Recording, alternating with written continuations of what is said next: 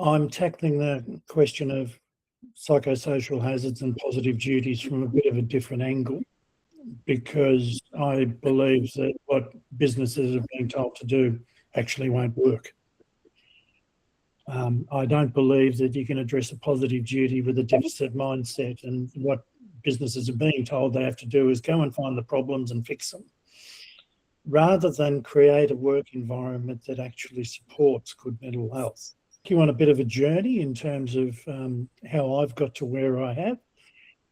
I'll talk a little bit about the compliance stuff, but people have had heaps of opportunity to get their heads around what the different psychosocial hazards are.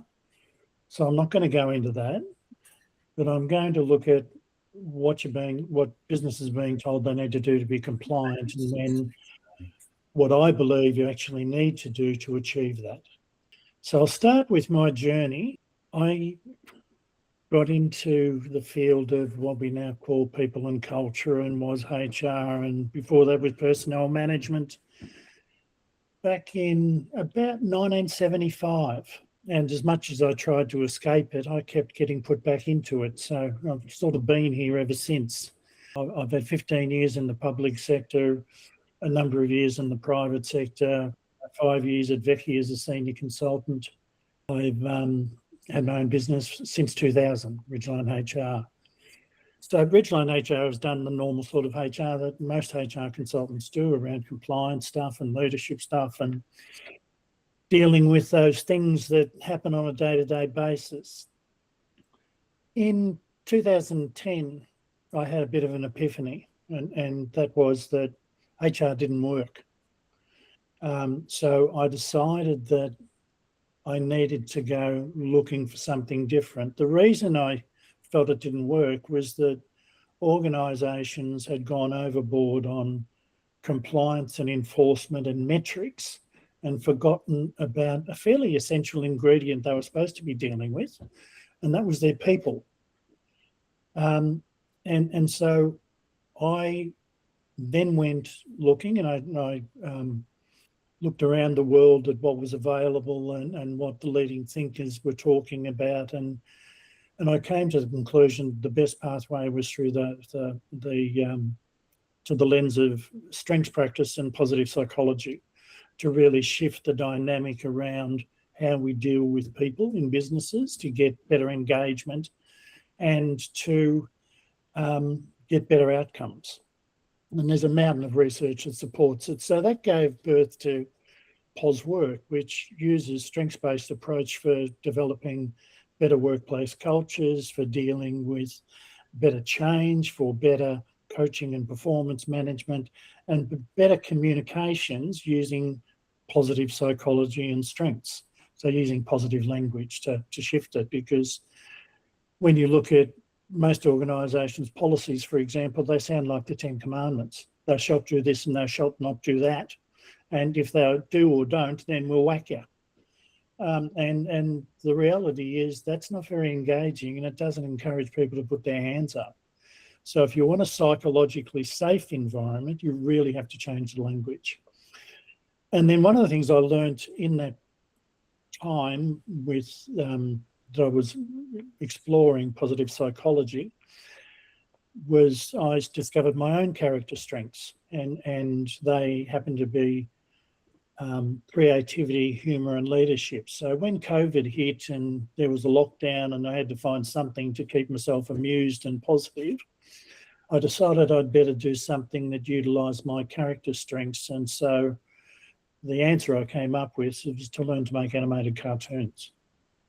And that has led me now into a whole other field where I'm mixing the better workplaces, positive language stuff with different media through which we can connect with people more engagingly than a boring old PDF that's just full of text.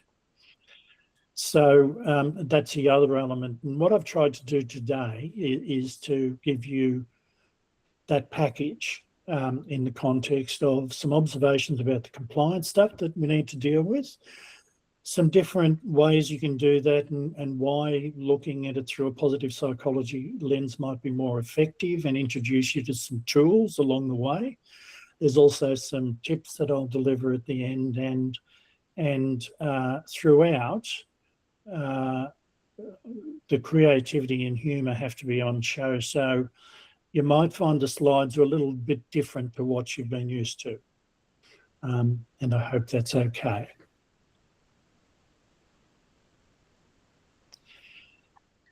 In 2005, I essentially worked out what it is that organisations need to do to be functionally effective in the area of people business, as I call it, because I call it people business because it's about people, and corporate HR doesn't work in small to medium businesses.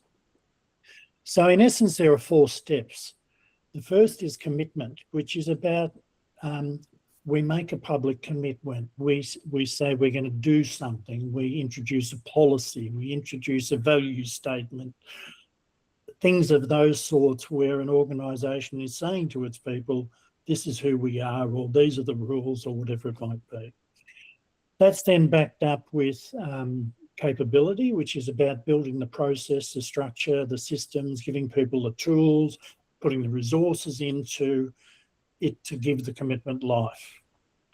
The third bit is about competency, and that's about training people to use the tools effectively to deliver the outcomes you want. And then it's about bringing all that together and embedding it in everyday practice. And so that 4th step is culture.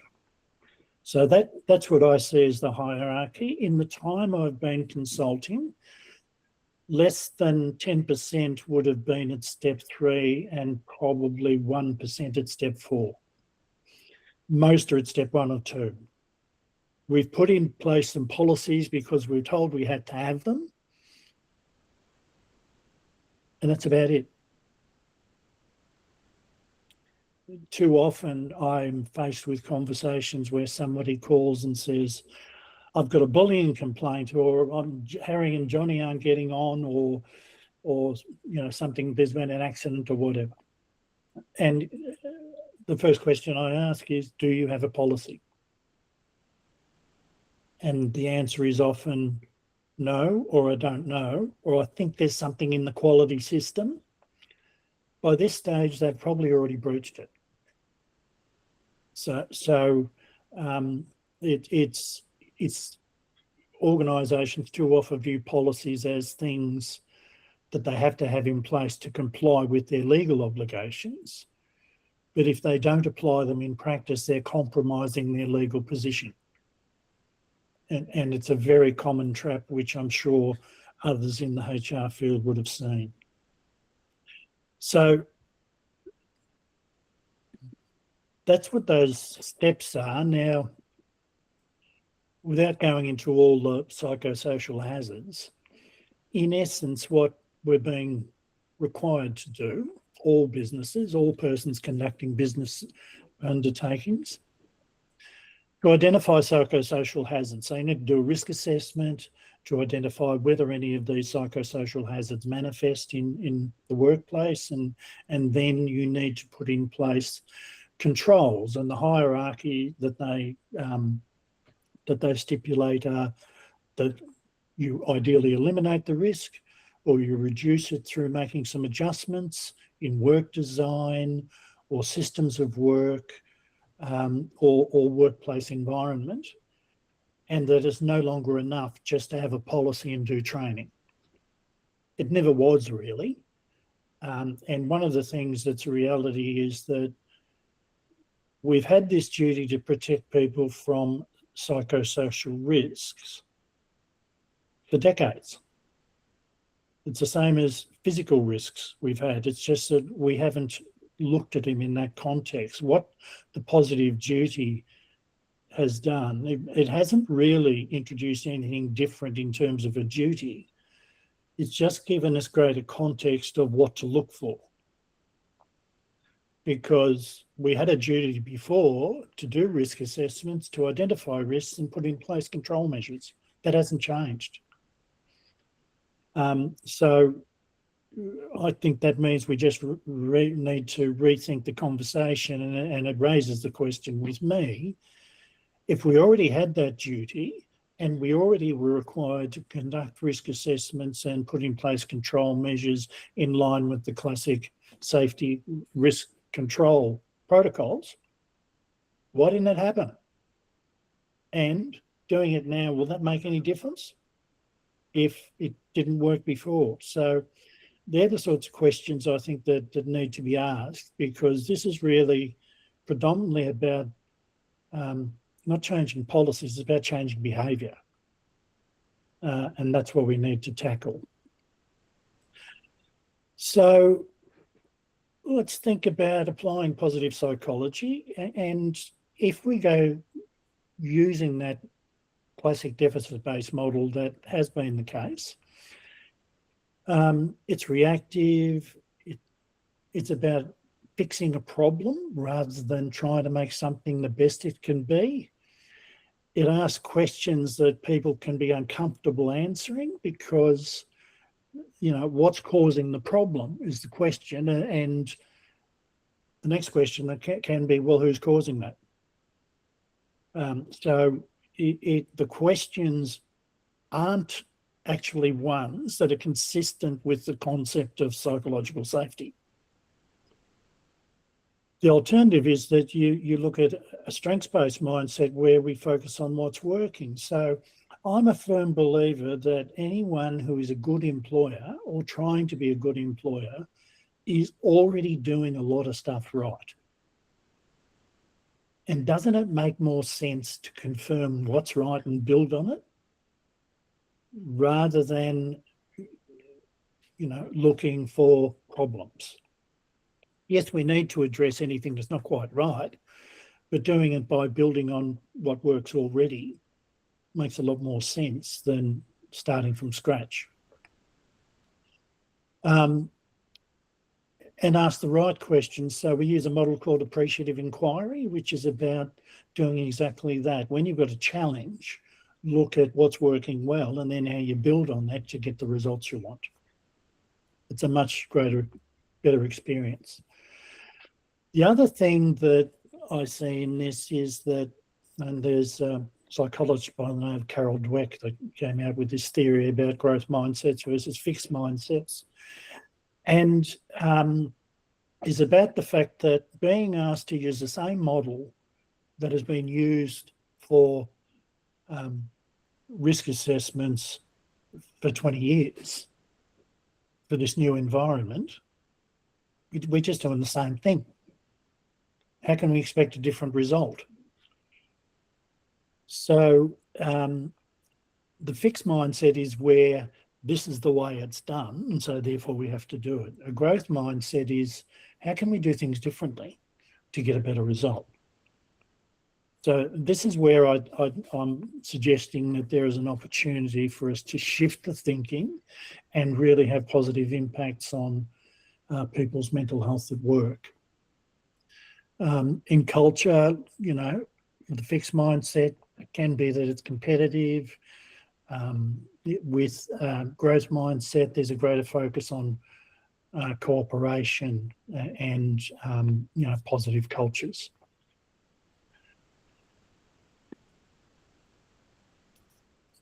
One of the things that's been very much in the news in the last 12 months is that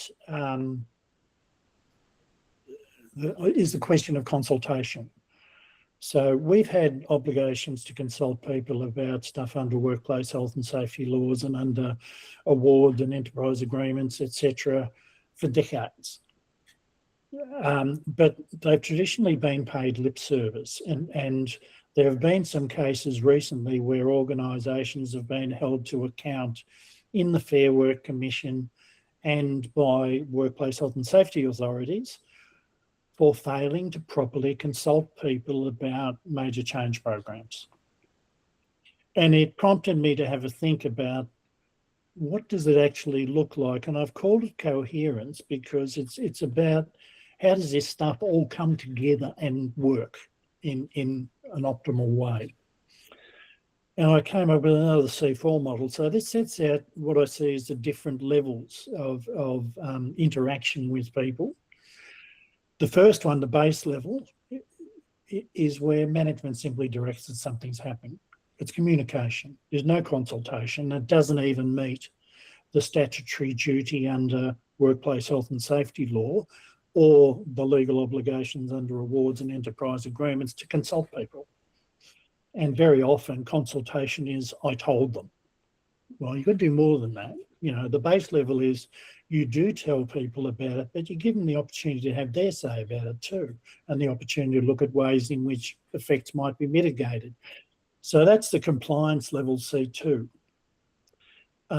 And whilst that's nominally the compliance level, if people don't trust their employer, then it can become problematic. Now, the two big cases that I mentioned where organisations were taken to task, there is a significant question of trust. In the case, one was the University of Technology in Sydney, who only a year earlier had been done for underpayment of wages.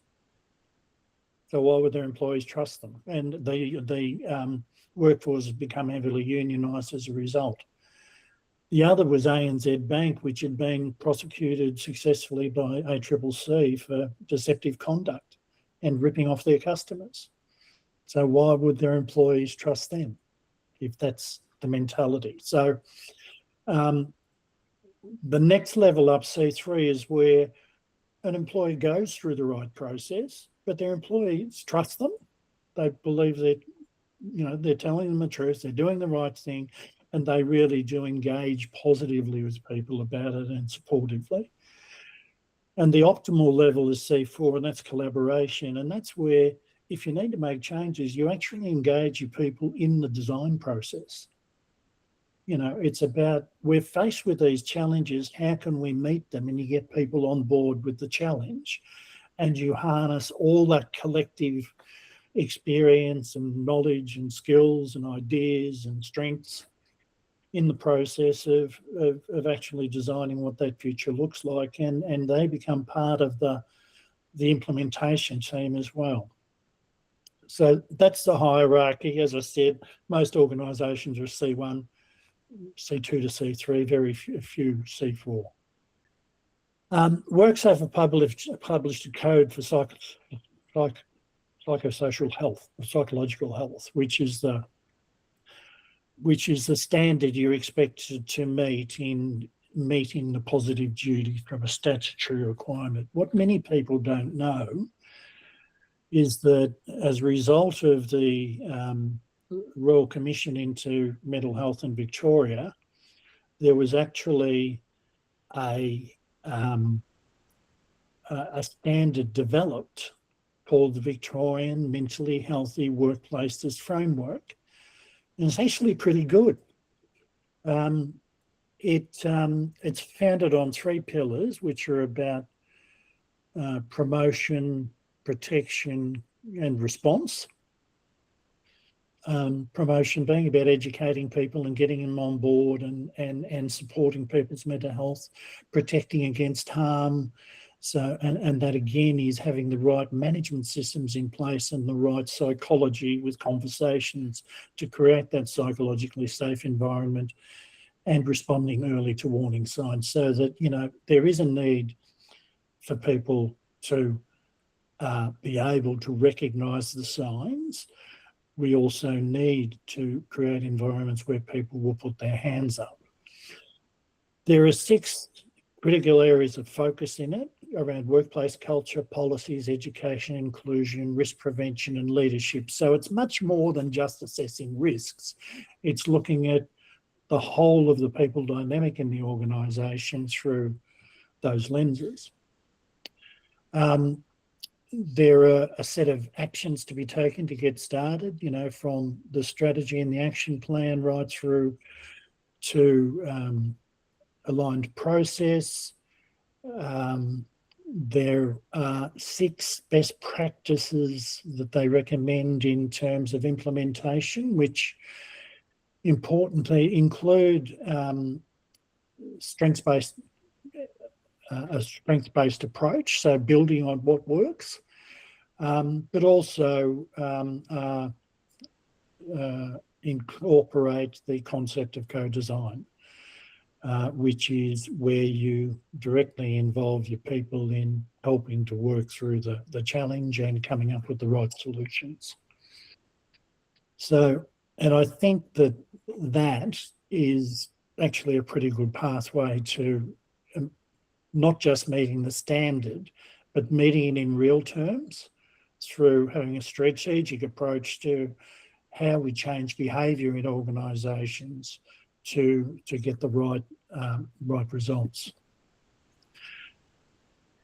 So, and this is the PosWork toolkit, and you'll see when you look at what that actually provided for, the better workplaces and coaching stuff that we do. So the better workplaces is a deep dive into an organisation where we use something called the Engage for Success framework, which I'll come to identify organisational strengths and opportunities for development.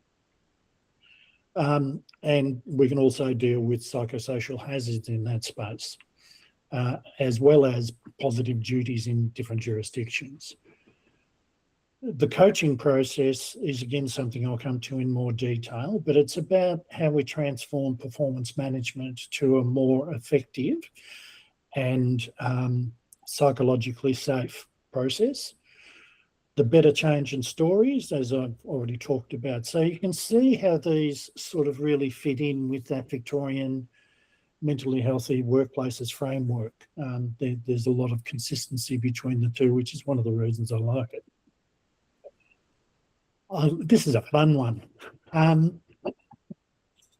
So when I get into do anime stuff, I do have a lot of fun. So, and as I said, the point of these slides is to open people's minds up to different ways that you can present information to people to get engagement and think about the demographics that you're talking to.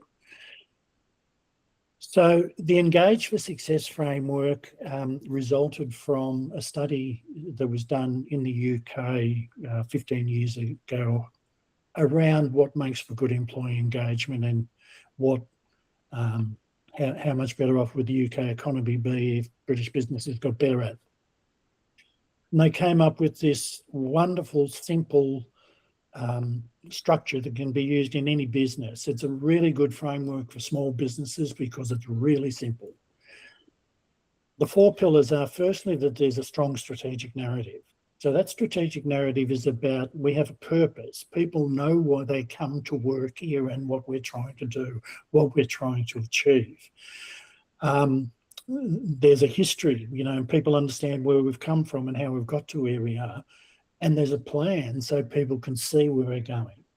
So they're the 4, they're the components of the strategic narrative. And one of the things I use in that space is the Simon Sinek Golden Circle.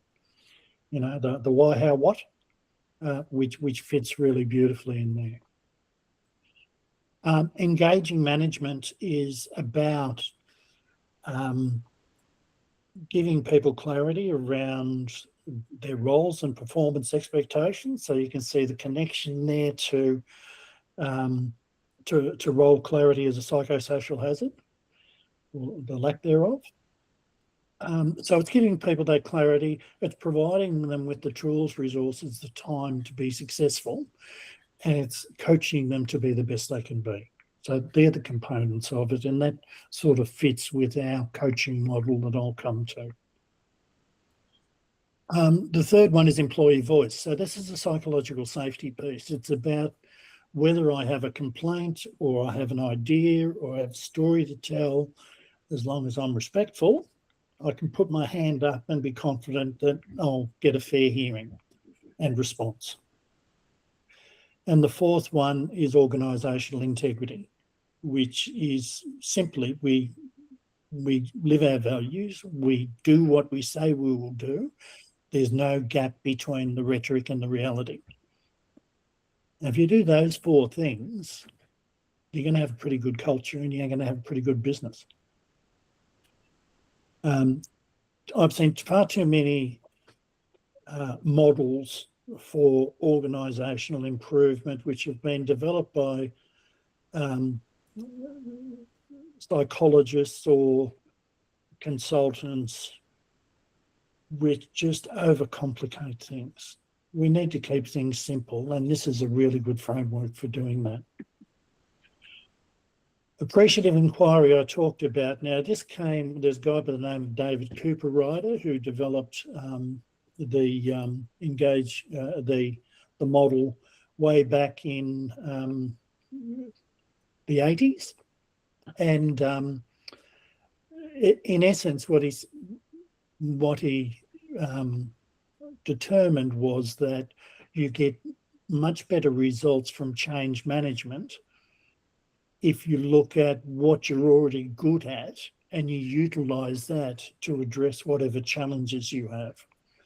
So there's a set of 5 different constructs that underpin it, or principles, one of them which is simultaneity. And the principle of simultaneity is the way you ask a question determines the psychology of the conversation, and that has a real influence on the results and the outcomes you get. So it does use a positive psychology approach. There are essentially 5 Ds. So one is you define whatever challenge you're looking to address. You then go through discovery to look at what strengths do we have in this space.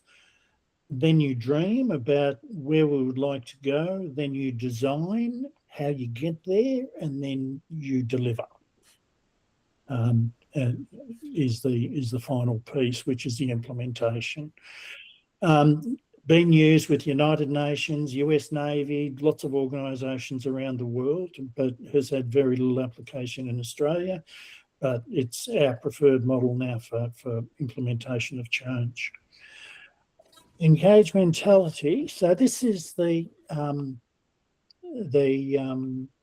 coaching methodology that I came up with, and it, in essence, was based on personal experience I had with my youngest son, who is on the autism spectrum and had a very hard time at mainstream secondary school. We ended up finding a place called Croydon Community School, which used a different model of education, which is based on strengths. It's called Big Picture Education, and which totally turned him around. The experience we had with it was extraordinary. So I thought, what would happen if we did something like that in workplaces? And so this is consistent with a huge amount of research by organisations like Gallup, who advocate that everyone should be using a continuous coaching model rather than the standard old performance review processes. So I had to think about what were the aspects of a work experience that should be part of a conversation. And I came up with 5. So the first one is I have a role to perform, and that role is something that there could be multiple roles. So I've got to produce so many widgets. I might also be a leader. I might be a first aid attendant or a union rep or whatever. Relationships is the people who rely on me for stuff and the people I rely on for stuff, and how well those things are working. Strengths is around using the VIA character strengths and what are the things that are my strengths and how do I deploy them. And in those situations where I need to actually use strengths that don't come naturally to me, then how do we support a person in that space? And the 5th one is well-being, because we need to normalise conversation about people's well-being. We need to talk about life balance stuff. We need to talk about psychological safety, all of those sorts of things. So they're the things in the model. And the way where you work through a process of 4 Ps this time, but do a stock take against where someone is at in those spaces, put together a plan. The employee is then responsible for executing their plan, and the manager's job is to coach them and support them, and give the opportunity for the employee to showcase their achievements in one way or another. The process for a manager can become really simple. So what we suggest is that there are monthly catch-ups to review the plan, and that there are essentially just a few questions that need to be asked. What's worked well? And let's high-five it. What are you struggling with? What's changed? What do we learn from all that? And what are we going to do about it? And you adjust the plan. Yeah, there can still be, you might have catch up between times, just have a coffee in between times just to see how things are going, or if anybody needs any help. But it's about having those regular conversations, and that becomes your performance management process. If someone isn't meeting expectations and you need to formalise something, I don't like calling them PIPs, because I reckon everybody should be on a performance plan in the first place. What I would say is you can overlay it with consequences. It's quite simply that we've tried this, we've tried that, you're still not, meeting that standard, so now we need to take that action. But viewing it as part of a supportive process rather than as I'm going to hit you with a stick. Smart goals. People have smart goals. Lots of people have. I've come across so many organisations that set smart goals, and then something happens and it changes, and they say, oh, well, let's go and set some more smart goals. And they don't evaluate why it didn't work. So the model that I prefer to use is smarter goals. So it's, the specific, measurable, achievable, relevant and time-bound that people know, but you add evaluation and revisable. So if we sit down at our meeting in a particular month and guess what? COVID happened, or guess what? Iran happened. And that's had this effect, then we make adjustments. So rather than find a situation where it's just left and you come back to a performance review in 6 months' time and, you didn't kick the goal. So it's about changing it up that way. We do need to equip people to deal with the challenging times we have. And there are some really simple tools you can do to use that. So there are these two, Angela Duckworth with Grit and BJ Fogg with Tiny Habits.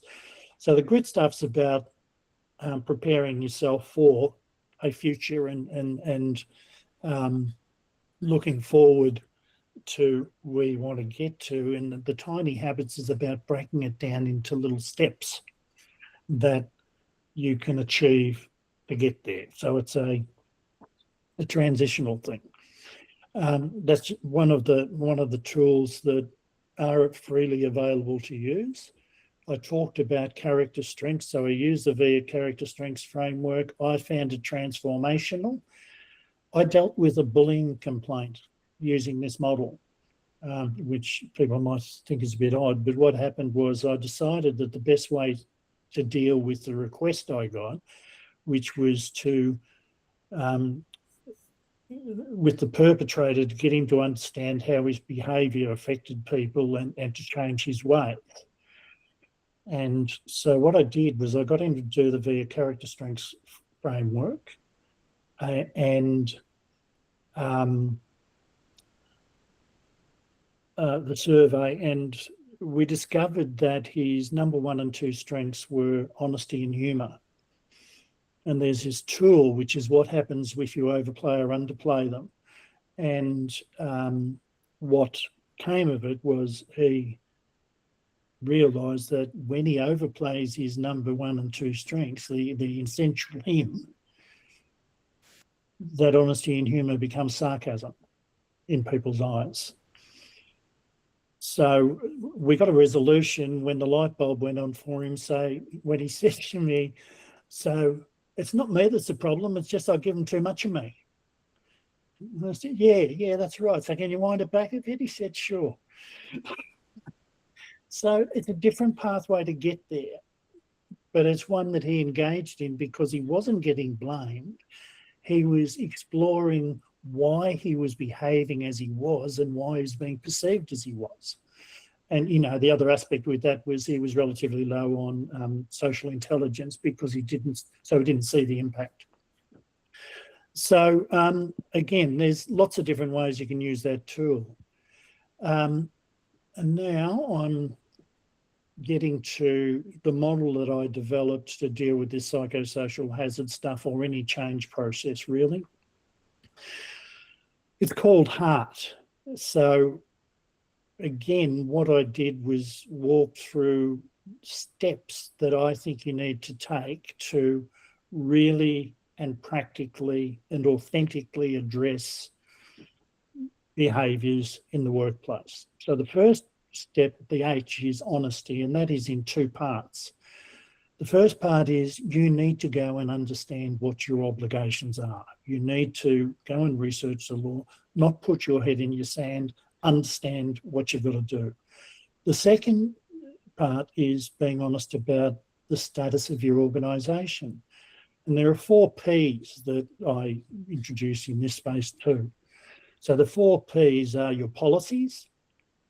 What's the language like? What are they saying? Is there anything in there that would be a problem when it comes to these psychosocial hazards? Our processes. So, and this is the way we do work, the stuff that happens. Are there people who have to fight over equipment? Are there things in processes that make unfair demands on people? Are things engineered in a way which doesn't give people adequate time to do stuff? So it's those sorts of things around our work processes. And that also goes to underpinning procedures for your HR policies. The second part is engagement, which is about educating your workforce. People can fall into the error, and this is particularly relevant now with AI, because people get fed a lot of misinformation about stuff. And we've seen that with the explosion in claims in the Fair Work Commission that are AI driven and have no prospect of success. But AI told someone to do it, so they did. So we need to make sure that people actually understand what their obligations are and what their rights are.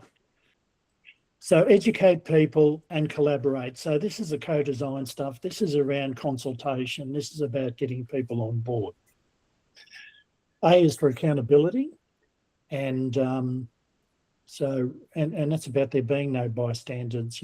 Just because that guy happens to bring in all the big clients doesn't mean that we can excuse the fact that he is walking a very, very tight line when it comes to the way he interacts with women in the workforce, for example. So that's about having the right policies, procedures expressed properly and holding people accountable and dealing with this stuff through those regular catch-ups that you might have. Review is keep monitoring. It isn't a transaction. Too often these things happen and we go and do an audit and we put in place something and then it's forgotten about. And what we need to do is maintain constant vigilance so that we review things in the context of what's happening, but also what legislative and other changes there are in societal norms or whatever. And the fifth bit is trust. So if we do all that stuff properly, people actually trust the organisation. There's a really interesting stat that came out of studies that were done by the Australian Human Resource Institute with the Wellbeing Lab and the Leadership Lab from the Michelle McQuaid group. They did national workplace wellbeing surveys from 2018 to 2023, and they asked a question in that around where would you go to if you need to talk to somebody about a mental health issue, and The options were I wouldn't talk to anyone, which sadly was the most popular. I'd talk to family, friends outside work, and that was next most popular. I'd talk to a friend at work was next. I'd talk to my boss at work was next. And then at the bottom of the tree, generating just 3% in each case pre-COVID and 1.6% in each case post-COVID, were HR and EAP. Now, my view on EAP is it will only work if people trust the employer. Because if they don't trust the employer, they will distrust the services. Something to think about there. And one of the conclusions was if you're investing in an EAP, it's marginally better than doing nothing. From compliance to best practice. So that HEART model I see as the bridge from that compliance baseline as per the Code of Psychological Health that WorkSafe published to that best practice standard of the Victorian Mentally Healthy Workplaces Framework. So it sort of fits that bill. States and territories just can't do the same thing, can they? They just have to do it differently. So we've got 14 to 20 psychosocial hazards, depending on where you are. And it presents a real challenge for businesses which operate across multiple states and territories. So our suggestion for that is treat your workforce as one and look at all of the standards and aggregate them and do them for everybody. Have one standard for everybody, which will tick the boxes in each state and territory, rather than trying to separate them. You know, and it also means you're doing the same things for your people in different states. And one of the things that concern me with this is if you went strictly by the state and then a psychosocial hazard that's listed in one state happens to crop up in another state and you haven't addressed it, is there some you should have known because you're doing it over there? So there are those things to think about. The positive duty.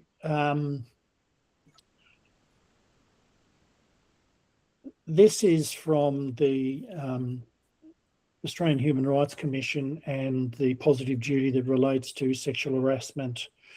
And the reason I'm sort of put this in there is simply that we have the additional problem of there being multiple jurisdictions, and small, medium businesses really, really struggle to deal with this.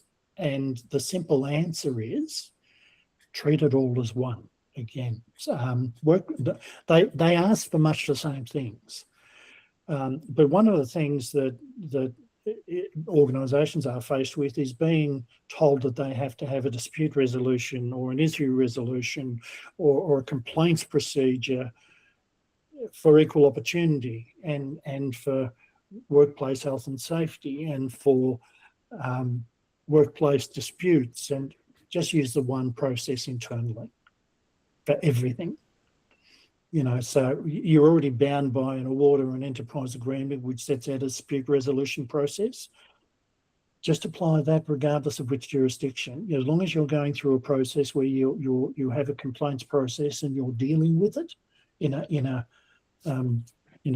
structural and valid way, then worry about which jurisdiction it goes after that if you can't settle it. So that's my suggestion.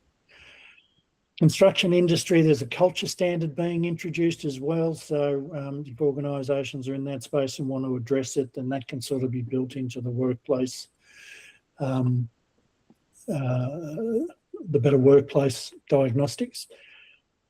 Some different ways that you can think about engaging with people. So these are just some things that I came across when I was an Investors in People assessor.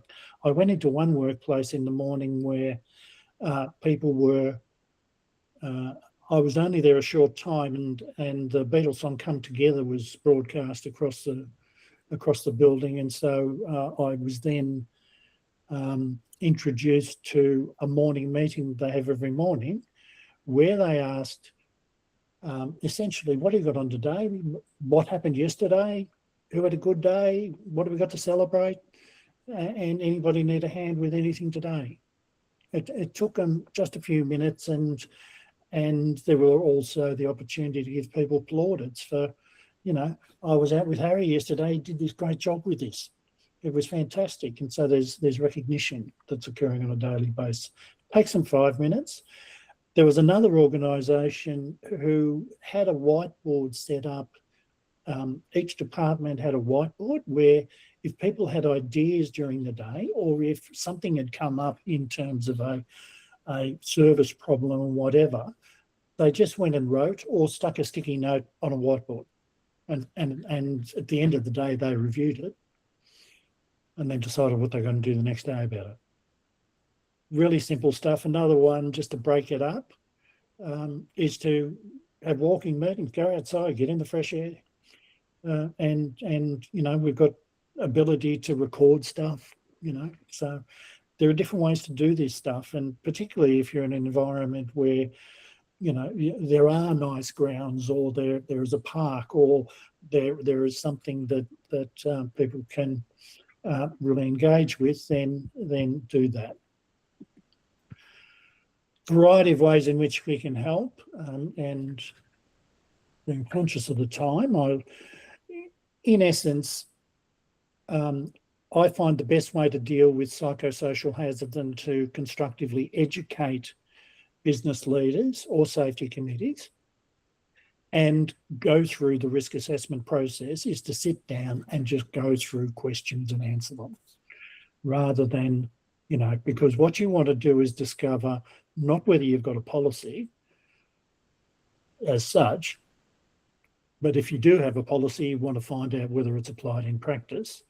But what you're really interested in is what are the behaviours that people are observing, and what are the people doing in the place. So it's a 2.5-hour session that I do on that stuff. Better workplace projects are the deep dives. Better workplace teams are setting up your own ongoing consultative co-design group of people who are trained in how to analyse stuff, in how to work together to co-design and to deliver the right solutions. There are a series of workshops that we'll be launching shortly around appreciative inquiry, using strengths, the engagement and coaching process, etc.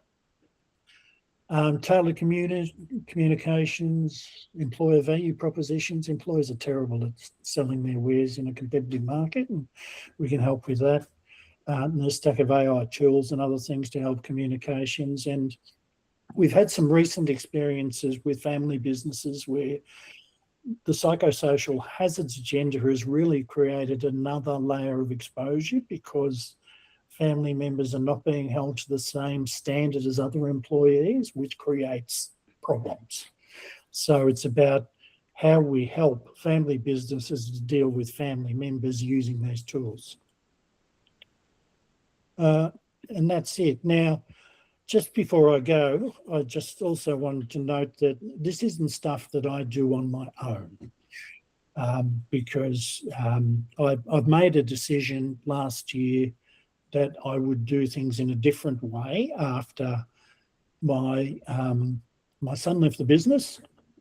I've had the great pleasure to engage with Emily Jackson and Jessie Warren from HR Gurus as our operational HR partners. So they do all the shit that I don't want to do, which is very kind of them. Katie Patterson from Blue Kite, who's a fellow journey person in the area of positive psychology, and Katie and I are going to be running further webinars, and also we'll be doing some training courses together in the not too distant future. Jen Westfall from Next Level U. Jen is amazing if you have anybody on the neurodivergent sort of space, because she's just a brilliant coach in that area, and I highly recommend her. And Bevan Smiley from SmellSafe is someone who I've used for 20 years for physical safety stuff, and he's never let me down. He's worked with dozens and dozens of our clients, and he's really reliable and takes a really practical approach.